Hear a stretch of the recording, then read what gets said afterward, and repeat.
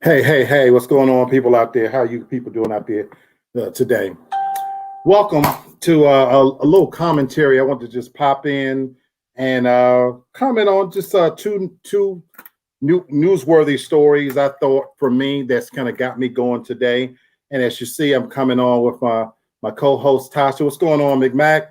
What's going on, Black? Baby, getting off work, having a good day. And so I just want to talk about two quick subjects real quick. And so I wanted to bring you on to just kind of see what you think. You know how I do this. For those of you that don't know, we do a regular talk show, Real Talk for Real Men. We're live every Wednesday, every Saturday from 8 to 10. So we will be doing our regular scheduled show tomorrow. The topic is going to be on hypersexuality in women. Normally, when we think about hypersexuality, we always talk about men, but tomorrow we're going to attack it from the perspective of how this thing affects women and all of those different intricacies. But right now, that's not what I came on here to talk to you guys about. If you've been following the situation with Naomi Osaka, is that how we pronounce her name, Tasha? I thought it was Naomi Osaka. Naomi Osaka. So, in case you don't know who she is, she's a young tennis phenom, and she just withdrew from the French tournament, I believe it was, where they play on clay. She's up and coming. She's poised to be the next it person. She's actually beaten Serena Williams in a couple of tournaments. Fascinating, fantastic young player. She looks like she's mixed with Japanese and African American. Is that correct? Yeah, I believe so. Hence the name Osaka. Osaka. Now, with that said, here's where the story takes a turn.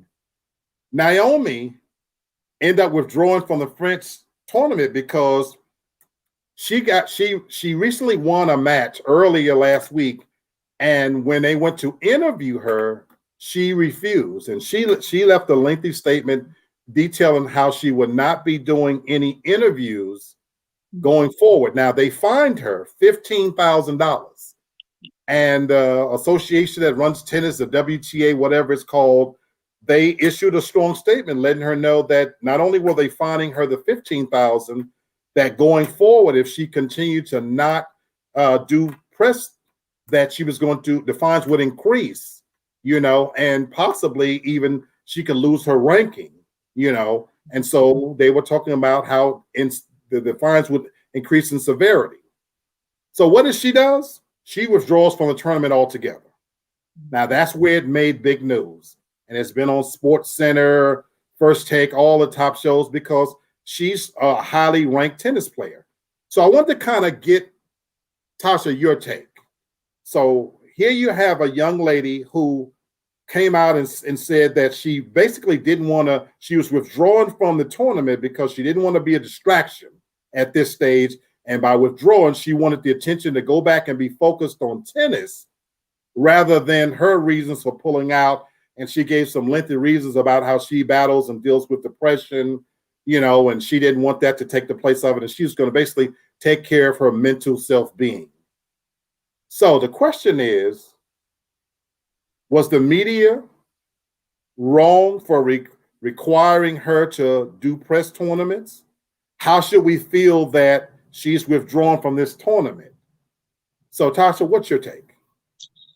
For me, I'm torn about it because initially, I'm an advocate of for the other athletes that if you don't want to talk, you shouldn't have to talk. No big deal. If you want to, fine. If not, fine.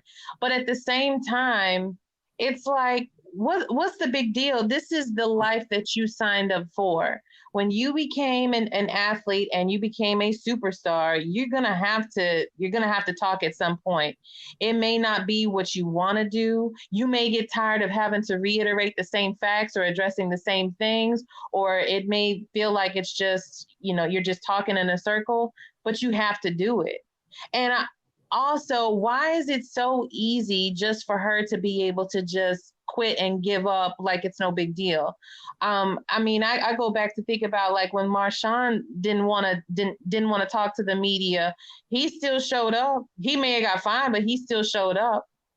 He just did what is the minimum requirement and went on about his business. Why, if for her to say that she doesn't want the attention to be on her, she wants it to be back on the other players. No, the attention is on you, and it's almost like you're doing it for the attention. And Okay. when you're given a platform, for your celebrity, you're trading. That's the trade-off for it. When you talk, your words are going to carry more. They're going to go a little bit further, a lot further. But also, you're going to be required to talk more than just a normal person. And That's you true. have to be ready to be the receiver of criticism, and for all the love as well. You got to be ready to receive whatever it is that's going to come at you. Absolutely. So as I told you, I was torn because I could see a little bit on both sides of it, and I'll share with the audience what I said. On the one hand, if what's going on, Hannah? How you doing, sweetheart? On the one hand, if the young lady is truly battling mental depression and issues, then my heart goes out to her. I just questioned that her timing, and she said it herself that she wish she had have done it, because that's my thing. That why now? It's awfully auspicious that you withdrew after they find you. That's number one. My thing is, if you were truly battling issues with depression and stage fright or whatever the mental issues, why are we only hearing about this now?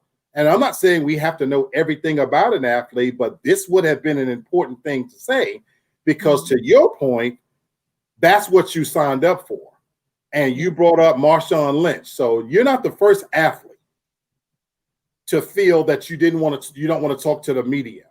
Marshawn Lynch was a famous case where he's just not a talkative person when it comes to the media. He seems to be personable with his teammates and everything. But when it came to the media and they fined him to the point where he realized that that was part of the job, and he famously showed up and gave little to no answers, because he figured out that to fulfill his responsibility and obligation to show up to the media, he showed up. And he can say one-word answers, and it became comical. We even have in the NBA, Greg Popovich is notorious for being, acerbic. So is Bill Belichick when it comes. There are people that don't like talking to the media. I get that. Recently, Kyrie Irving made a big thing to do with it. But to your point, that's what comes with the territory of fame. And so I feel like this in some ways is what I said about the Meghan Markle situation. What I don't like about some of this new generation sometimes is they want the benefits, but they want to change the traditions. So you want the fame. You want to be acknowledged as one of the top players in the world. You want the money. You ain't turning down the money when you win these tournaments. So you want your name out there. You want to be recognized. But now when it comes time to answer simple questions, look, whether the questions are silly or not, that comes with the territory. You know what I'm saying? And so I gave an example of an actor. An actor might have stage fright. Somebody playing in a sporting tournament might have butterflies in their stomach. Part of it as a professional, which is what you are, and you getting paid to be a professional, is to suck it up and go out there and make it happen. And you're getting paid a shitload of money to do this. There are people out here that work real jobs that we have to get up every day and show up, and we damn sure ain't making millions of dollars to slide around on no clay doing it. You put your little pretty dress on and grab your tennis racket. You're not digging ditches, sweetheart. You're going out there hitting the ball around. So I especially feel a little something about it when it comes to tennis and golf, which I don't really consider real sports. They're sporting events, but standing pretty, I play tennis. Don't get me wrong. It requires some skill, but I'm saying you're not running through somebody else. You're not you tear your rotator cuff. You might have a elbow or something. Maybe you're getting paid a lot of money and getting famous from it. and they're asking you to show your monkey ass up and answer a few questions. I don't think that's too much to ask for. Well, Pierce Morgan, he had something to say about it, and his comments kind of aligned with yours, but he was a little bit more direct. He called her a spoiled brat. He said that what Osaka really means is that she doesn't want to face the media if she hasn't played well, because the beastly journalists might actually dare to criticize her performance. And he called her an arrogant, spoiled brat whose fame and fortune appears to have inflated her ego to gigantic proportions. I don't And hear anything so, wrong with that. and I was going to say, you might not like what he has to say, but guess what, folks? That comes with it too. See, we live in a world now where everybody wants to be liked. You want everybody to like you. And once you cross over into the realm of fame, you're fair game. It might look, whether I agree with Pierce, I think Pierce Morgan is an asshole. I think Pierce Morgan needs a good punch in the face and a stump in the gut. So I think he'll continue to do what he do until somebody whoop his ass.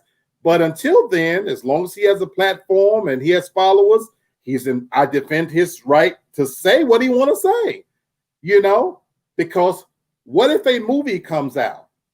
We don't get all twisted out of shape when a movie critic says how bad a movie is, or a Broadway show. I'm famous for telling you what movies I hate, but that's just one man's opinion. You know what I'm saying? And so whether Pierce Morgan is right or not, sweetheart, there's a better way to handle it, in my opinion. And at the end of the day, it's what you signed up for. And I can't get away from the fact that you're getting a shitload of money to do it. Mm-hmm.